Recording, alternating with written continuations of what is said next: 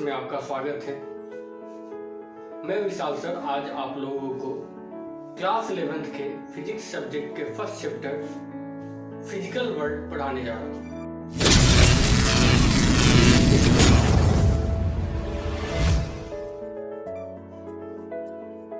ये physical world एक preface की तरह है, जो आप आगे पढ़ने वाले हैं उसका एक प्रीफेस की तरह है। फिजिकल वर्ल्ड अर्थात भौतिकी की दुनिया। तो सबसे पहले आप सभी का भौतिकी की दुनिया में स्वागत है। आज हम लोग फिजिकल वर्ल्ड के बारे में पढ़ेंगे। ये फिजिकल वर्ल्ड अर्थात भौतिकी दुनिया हमारे आसपास के जितने भी जो भी हम लोग देख रहे हैं, जितने भी घटनाएं हमारे आसपास हो रही है, यही जो है ये फिजिकल वर्ल्ड है। सभी के मिलने से जिस वर्चुअल, इमेजिनरी या रियल वर्ल्ड का जो निर्माण होता है वही हमारे लिए फिजिकल वर्ल्ड है। इस फिजिकल वर्ल्ड में सबसे पहले हम लोग पढ़ेंगे साइंस के बारे में। साइंस होता क्या है ये समझेंगे। साइंस पूरी तरह से एक लॉजिक को इस्तेमाल करता है। किसी लॉजिक के द्वारा कोई फिनोमेना को अगर हम लोग समझते हैं और उसमें कुछ मेथड्स का यूज करते हैं तो ये साइंस बन पाता है, अदरवाइज साइंस नहीं होता। अगर हमने आप स्कूल में गए, ठीक है, पहली बार स्कूल गए और स्कूल में प्रिंसिपल ने आपसे नाम पूछा कि आपका नाम क्या है, आपने जो भी नाम बताया प्रिंसिपल ने उसे याद कर लिया। अब कभी भी आपको बुलाता है तो उसी नाम से बुलाता है। क्या प्रिंसिपल को आपके द्वारा जो नॉलेज मिला वो साइंस था?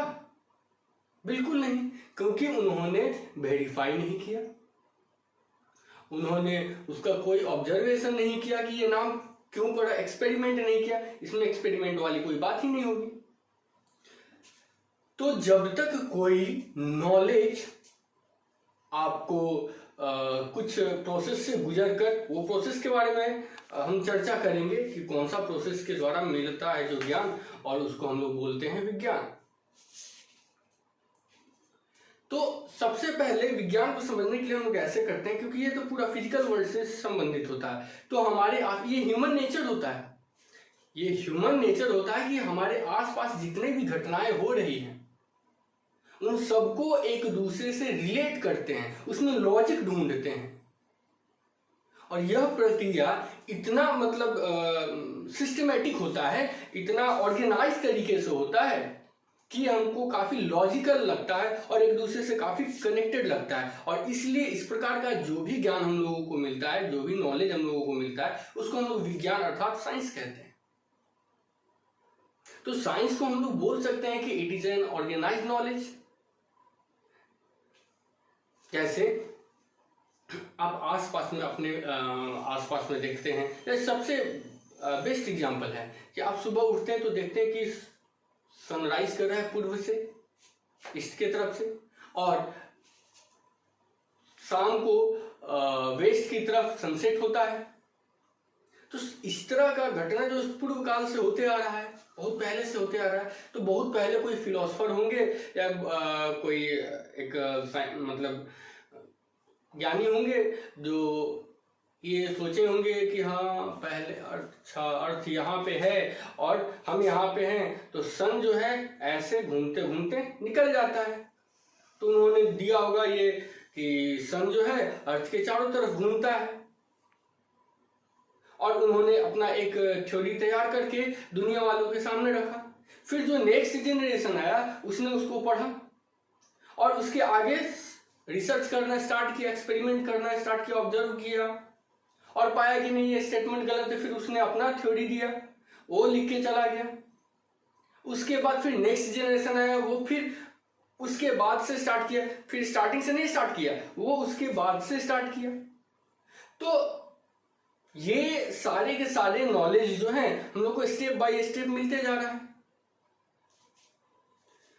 और ये इतने ऑर्गेनाइज तरीके से मतलब सबसे पहले ऑब्जर्वेशन किया जाता है कि हाँ पहले हमने देखा कि सन यहाँ से उग रहा है और यहाँ पे डूब रहा है, फिर हमने बल्ब जला के, लाइट बल्ब जला के बीच में कोई ऑब्जेक्ट डाल के और उसको रोटेट करा के फिर चेक किया कि हाँ ये दोनों तरीके से दिन और रात हो सकता है। तो फिर उसके बाद इस एक्सपेरिमेंट के बाद हम लोगों ने क्या रीजन हो सकता है उस रीजन का कैलकुलेशन किया कि हाँ ये रीजन हो सकता है, इस तरीके से हो सकता है।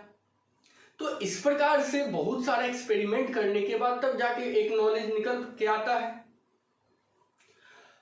उसके बाद जब ये जो नॉलेज हम लोगों को मिलता है, इससे हम लोग क्या करते हैं कि किसी भी प्रकार का प्रिडिक्शन करते हैं, उस नेचुरल फिनोमेना को समझने की कोशिश करते हैं, उस पर प्रिडिक्शन करते हैं कि जैसे ग्रेविटेशन का हम लोगों को लॉ मिल गया कि ग्रेविटेशन का फॉर्मूला G(m1m2/r² होता है।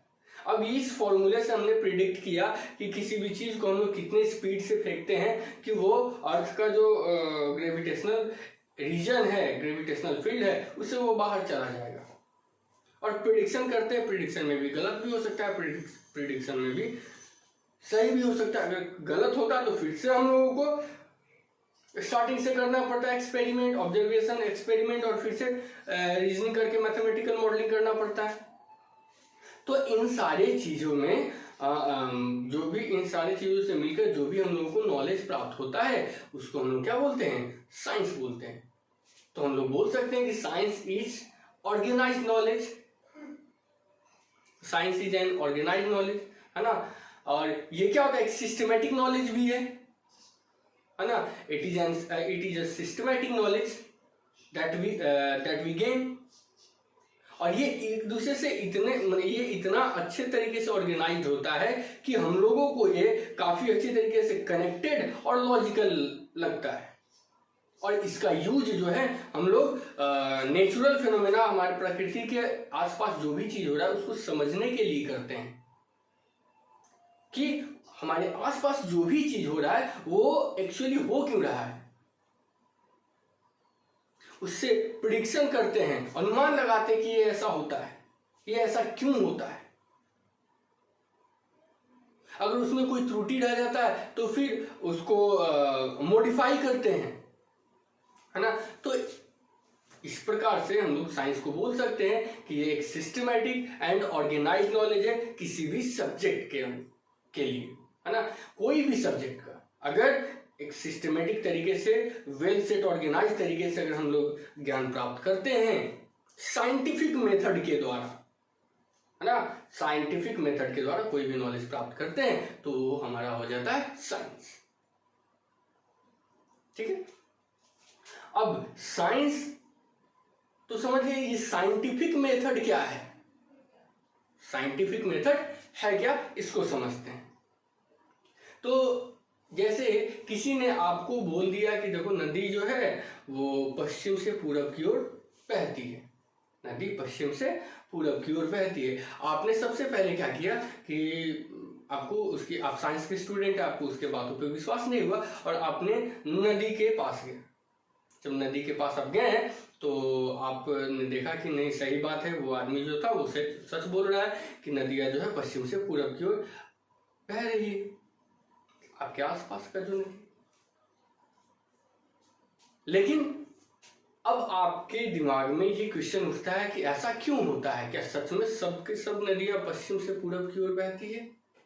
तो आपने एक दो और नदी को देखा, आपके आसपास जितनी भी नदियां है आपने उसे तलाश की और उसे देखा, उसका जो रिवर का फ्लो देखा, तो अलग अलग टाइम पे भी देखा, तो भी आपने पाया कि नहीं, ये जो नदियां है पश्चिम से पूरब की ओर ही बह रही है। तो पहला स्टेप आपने क्या किया, जब उसने बोला, कोई नॉलेज आपको दिया, तो उस नॉलेज के लिए, उस नॉलेज को पाने से पहले, उस नॉलेज पे आप विश्वास करने से पहले आपने सबसे पहले क्या किया? ऑब्जर्व किया। तो ये हो जाता आपका पहला स्टेप, ऑब्जर्वेशन। ठीक है।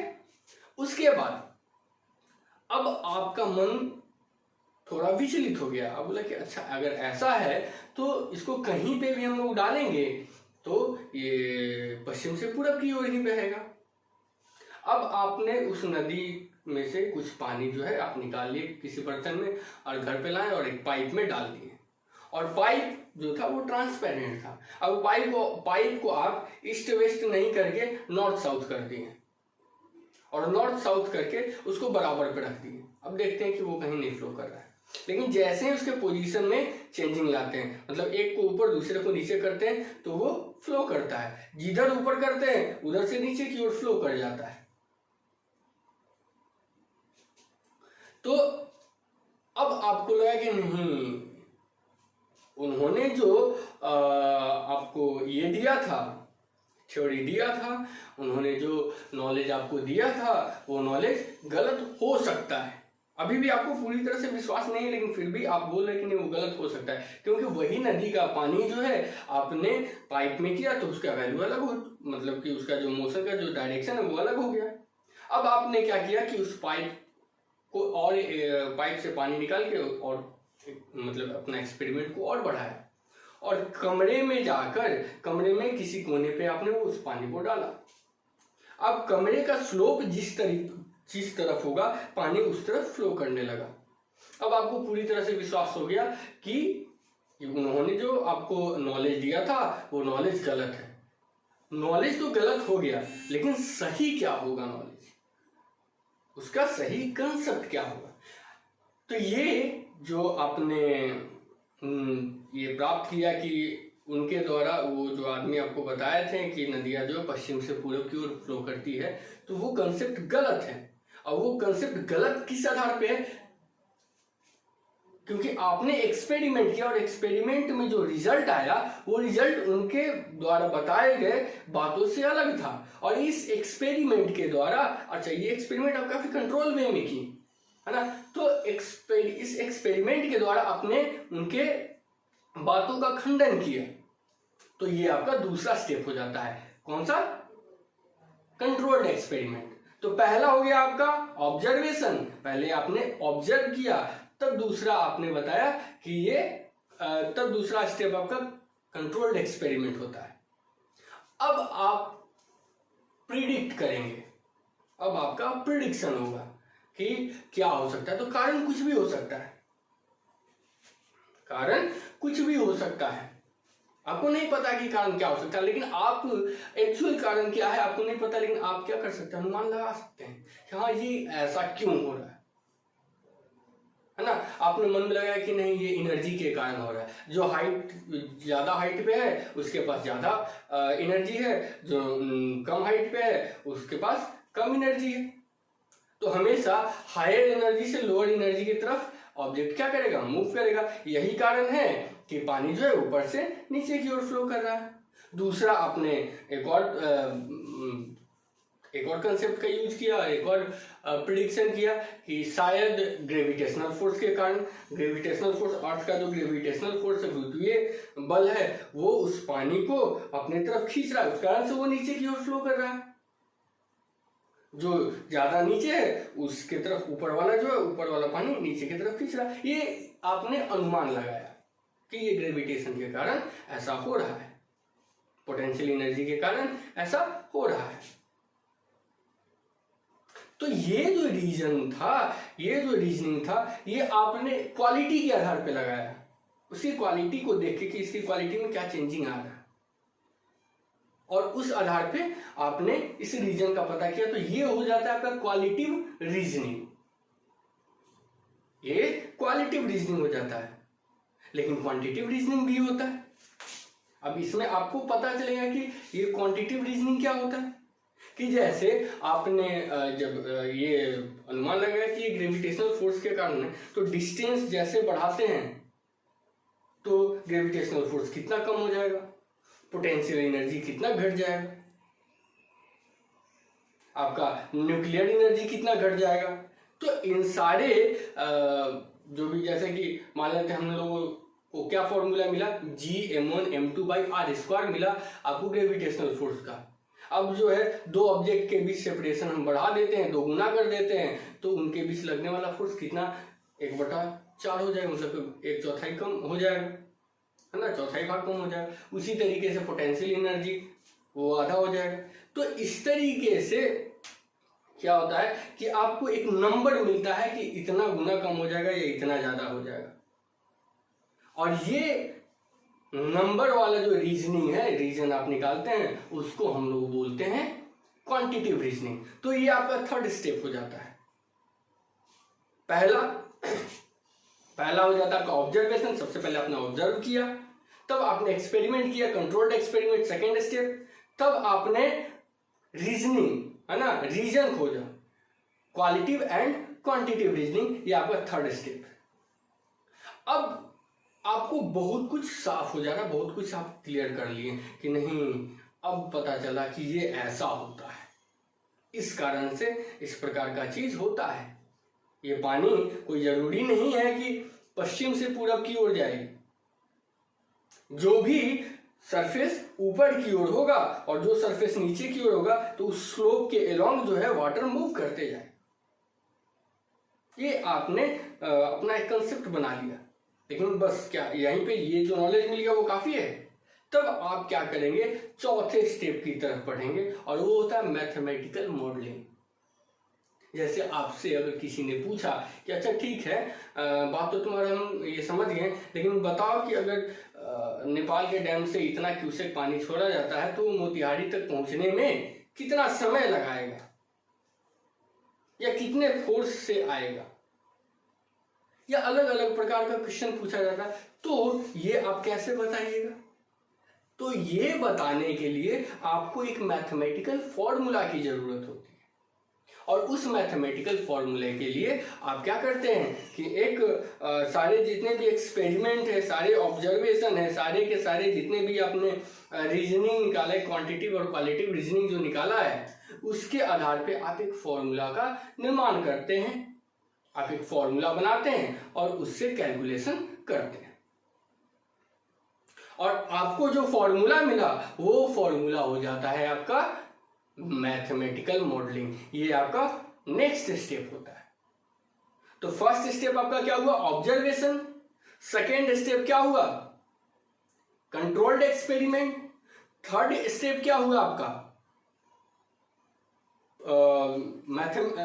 Qualitative and quantitative reasoning.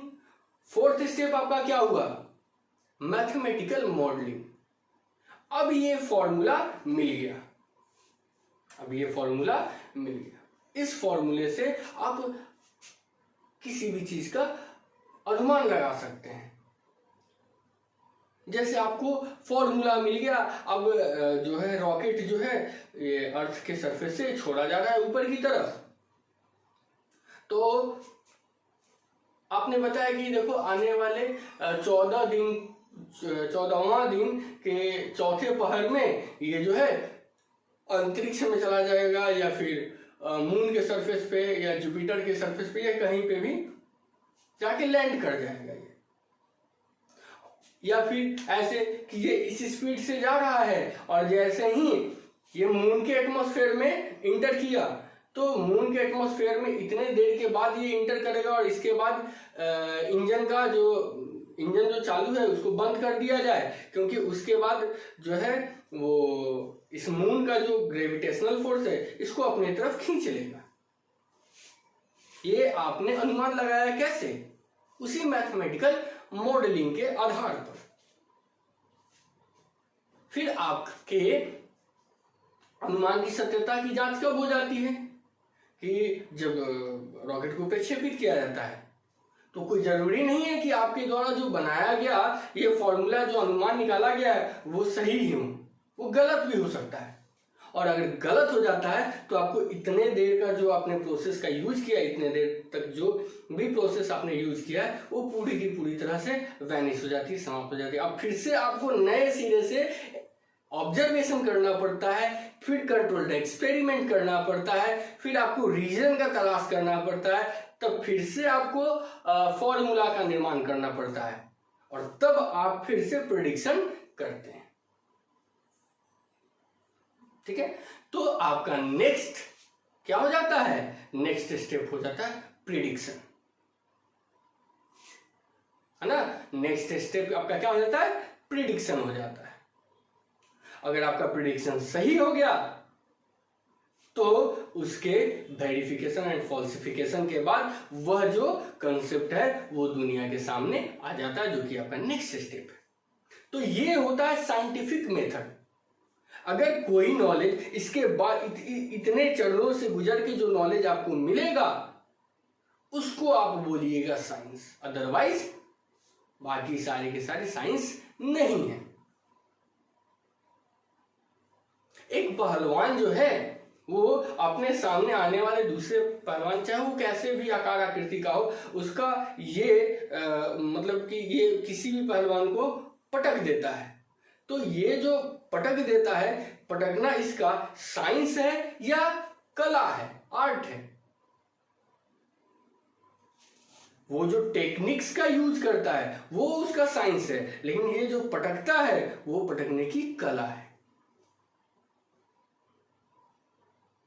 उसको उसके गुरुजी ने सिखाया कि देखो ऐसे पटक दिया जाता है, और उसने पटकना स्टार्ट कर दिया। उस पर उसने कोई रिसर्च नहीं किया, कोई ऑब्जर्वेशन नहीं किया, किसी भी तरह का एक्सपेरिमेंट नहीं किया, बस प्रैक्टिस किया, और प्रैक्टिस करने के बाद सक्सेसफुल हुआ।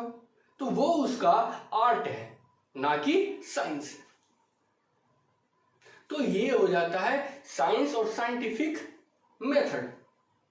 उसके बाद हम लोग ये देखिए, जो भी आपको थ्योरी मिला वो परमानेंट नहीं। और साइंस में जितने भी ऑब्जर्वेशन होते हैं, एक्सपेरिमेंट अभी के दिनों में जो हो रहे हैं, वो सारे के सारे पुराने वाले थ्योरी को सपोर्ट करते हैं। ठीक है, अगर मतलब कि थ्योरी जो है और थ्योरी भी उसको सपोर्ट करता है, अगर थ्योरी सपोर्ट करने में मतलब फेल हो जाता है, जो अभी वाला जो थ्योरी हो एक्सपेरिमेंट या ऑब्जर्वेशन को सपोर्ट करने में फेल हो जाता है, तो उसके लिए हम लोग नया थ्योरी का निर्माण करते हैं, या फिर उसमें जो है कुछ ना कुछ मॉडिफिकेशन कर देते हैं, और करके वो फिर से उस थ्योरी को रिन्यू कर लेते हैं। जैसे लाइट के बारे में ही हम समझते हैं। सबसे पहले न्यूटन ने ये बताया था कि लाइट जो है वो पार्टिकल से मिलकर बना है, और वो पार्टिकल जब किसी भी चीज से टकराती है, जैसे हमारे आंखों के मतलब कि आंखों पर आके पड़ती है, आंखों के पार्टिकल से टकराती है, तो हमें ये विजन का सेंसेशन देती है ना। और उसको इस पार्टिकल्स को, जो लाइट के जो पार्टिकल्स, उसको उन्होंने कर्पसल्स बोला, और अपना थ्योरी को कर्पस्क्यूलर थ्योरी बोला। लेकिन उनके थ्योरी को काट दिया गया, गलत कर दिया गया। कुछ दिन के बाद हाइगेन्स आए, हाइगेन बोले कि नहीं, लाइट तो पार्टिकल है ही नहीं, ये तो वेव है। और उसका सारे का सारा जो प्रॉपर्टी था, लाइट का जितना भी प्रॉपर्टी था, उन्होंने प्रूफ करके दिखाया इस साइंटिफिक मेथड से। हालांकि वो भी गलती कर गए, उन्होंने लाइट को मैकेनिकल भी बता दिया था। उन्होंने बताया था कि लाइट एक मेटेरियल मीडियम, ईथर का जो होता है पार्टिकल, ईथर पार्टिकल, उसके एक मीडियम में ट्रेवल करता है लॉन्गिट्यूडनल वेव की तरह। तो उनका तो कुछ जैसे वेव नेचर है, तो उसको समझा गया कि वो सही है, चलो ठीक है।